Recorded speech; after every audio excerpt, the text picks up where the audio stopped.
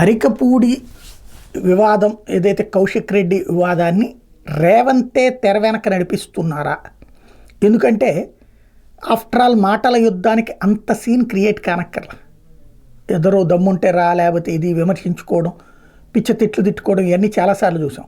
కానీ అరికపూడి గాంధీ వెళ్ళి ఇంటి మీదన దాడి చేయటం, దానికి ప్రతిగా ఆంధ్ర వాళ్ళు వచ్చి తెలంగాణ వాళ్ళ మీద దాడి లాంటి పదాలు రేవంత్ కోరుకున్నారా? ఇదో సందేహం.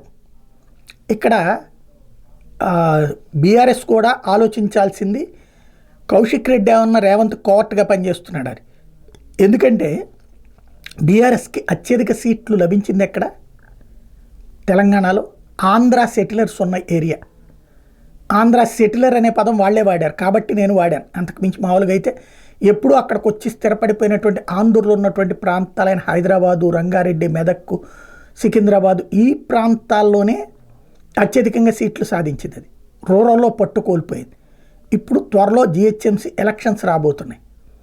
ఆ నేపథ్యంలో కాంగ్రెస్ పార్టీకి గతంలో సింగిల్ డిజిట్కే పరిమితమైనటువంటి పార్టీ ఇప్పుడు కొట్టాలనుకుంటోంది. ఓ పక్కన బీజేపీ స్ట్రాంగ్, క్రిందసారే బీఆర్ఎస్కి నువ్వా నేనా అన్నటువంటి స్టేజ్కి తీసుకొచ్చింది.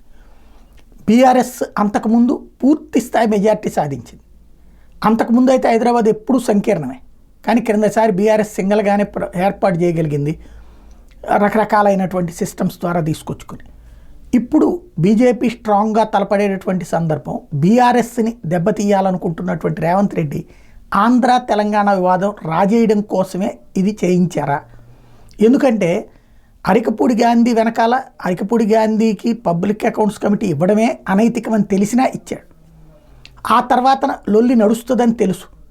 ఆ లొల్లి ద్వారా అదిగో ఆంధ్రులకు అన్యాయం అన్నటువంటి పాయింట్ సెంటిమెంట్ని తీసుకొచ్చి హైదరాబాదులో బీఆర్ఎస్ వాళ్ళు ఇట్లాంటి వాళ్ళు అనే పాయింట్ తీసుకొచ్చి కాంగ్రెస్ పార్టీకి హైదరాబాదులో పట్టు సాధించేటటువంటి ఎమోషనల్ గేమ్ ఏమన్నా నడుపుతున్నారా అన్నదే $1 మిలియన్ ప్రశ్న.